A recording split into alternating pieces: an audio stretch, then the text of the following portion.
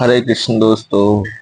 जैसा कि हमने कल भगवत गीता में अध्याय 6 को कंप्लीट किया था ध्यान योग के बारे में, जिसमें श्री कृष्ण ने बताया है। तो आज हम करेंगे अध्याय 7। इसमें श्री कृष्ण ने भगवत ज्ञान के बारे में बताया है। तो चलिए शुरू करते हैं बिना किसी देरी के। और अगर आपको मेरी वीडियो अच्छी लगती है तो आप लाइक करें और कमेंट करके आप बता सकते हैं कि हम इसमें क्या चेंजेस कर सकते हैं, और कोई सवाल है तो आप वो भी पूछ सकते हैं। तो चलिए शुरू करते हैं। श्री भगवान ने कहा, हे प्रथापुत्र, अब सुनो कि तुम किस तरह मेरी भावना से पूर्ण होकर और मन को मुझ में आसक्त करके योगाभ्यास करते हुए मुझे पूर्णतः संशय रहित जान सकते हो।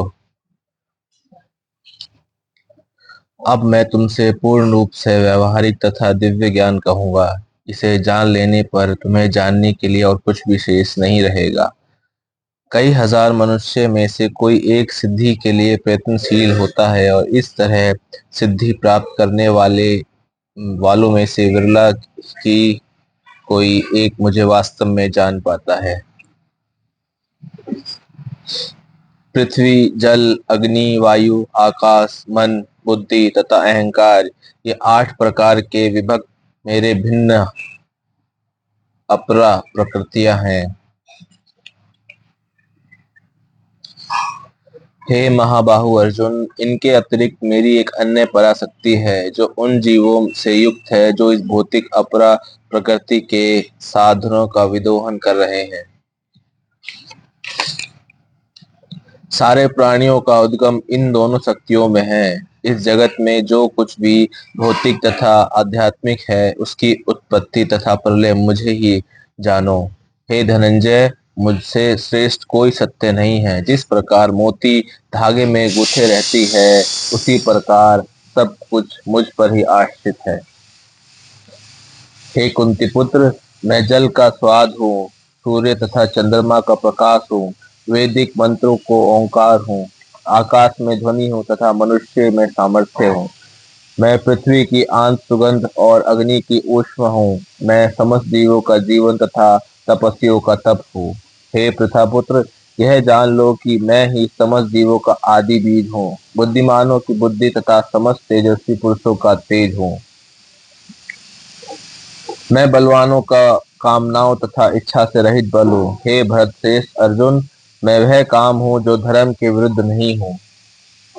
तुम जान लो कि मेरी शक्ति द्वारा सारे गुण प्रकट होते हैं, चाहे वे सतोगुण हो, रजोगुण हो या तपोगुण हो।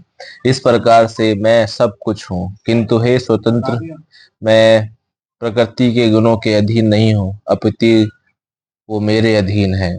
3 गुणों सतो, रजो तथा तमो के द्वारा मोहग्रस्त यह सारा संसार मुझ गुणातीत तथा अविनाशी को नहीं जानता। प्रकृति के 3 गुणों वाली इस मेरी देवी शक्ति को पार कर पाना कठिन है, किंतु जो मेरे शरणागत हो जाते हैं वे सरलता से इसे पार कर जाते हैं।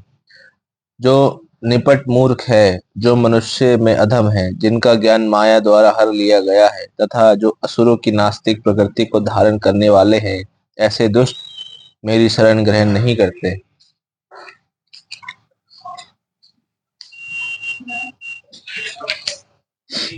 हे भरत श्रेष्ठ, 4 प्रकार के पुण्य आत्मा मेरी सेवा करते हैं, आर्थ, जिज्ञासु, अर्थार्थी तथा ज्ञानी।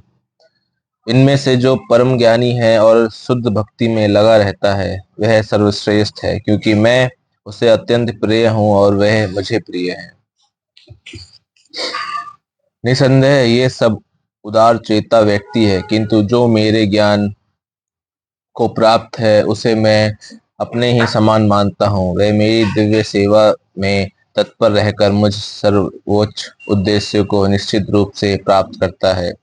अनेक जन्म जन्मांतर के बाद जिसे सचमुच ज्ञान होता है, वह मुझ में समस्त कारणों का कारण जानकर मेरी शरण में आता है। ऐसी महान महात्मा अत्यंत दुर्लभ होता है।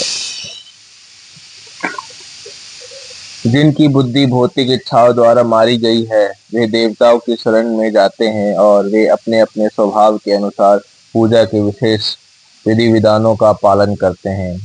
मैं प्रत्येक जीव के हृदय में परमात्मा स्वरूप स्थित हूँ। जैसा ही कोई किसी देवता की पूजा करने की इच्छा करता है, मैं उसकी इस श्रद्धा को स्थिर करता हूँ, जिससे वह उसी विशेष देवता की भक्ति कर सके। ऐसी श्रद्धा से समन्वित वह देवता विशेष की पूजा करने का यत्न करता है और अपनी इच्छा की पूर्ति करता है, किंतु वास्तविकता तो यह है कि ये सारे लाभ केवल मेरे द्वारा प्रदत्त है। अल्प बुद्धि वाले व्यक्ति देवताओं की पूजा करते हैं और उन्हें प्राप्त होने वाले फल सीमित तथा क्षणिक होते हैं। देवताओं की पूजा करने वाले देवलोक को जाते हैं, किंतु मेरे भक्त अनंत मेरे परम धाम को प्राप्त होते हैं। बुद्धिहीन मनुष्य मुझको ठीक से न जानने के कारण सोचते हैं कि मैं भगवान कृष्ण पहले निराकार था और अब मैंने इस स्वरूप को धारण किया है। वे अपने अल्प ज्ञान के कारण मेरी अविनाशी तथा सर्वोच्च प्रकृति को नहीं जान पाते।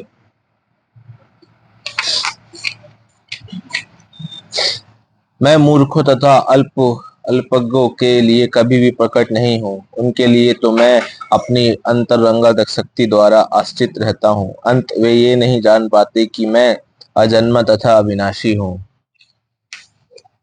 हे अर्जुन, श्री भगवान होने के नाते मैं जो कुछ भूतकाल में घटित हो चुका है, जो वर्तमान में घटित हो रहा है और जो आगे होने वाला है, वह सब कुछ जानता हूँ। मैं समस्त जीवों को भी जानता हूँ, किंतु मुझे कोई नहीं जानता। हे भरतवंशी, हे शत्रु विजेता, समस्त जीव जन्म लेकर इच्छा तथा घृणा से उत्पन्न द्वंद्वों से मोहग्रस्त होकर मोह को प्राप्त हो जाते हैं।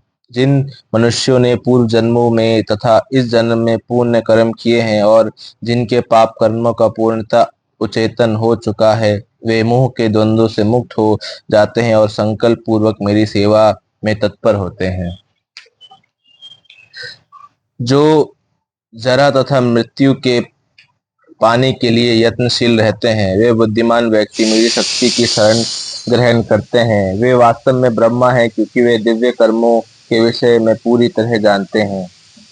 जो मुझ परमेश्वर को मेरी पूर्ण चेतना में रहकर मुझे जगत का, देवताओं का तथा समस्त यज्ञ विधियों का नियामक जानते हैं, वे अपनी मृत्यु के समय भी मुझ भगवान को जान और समझ सकते हैं।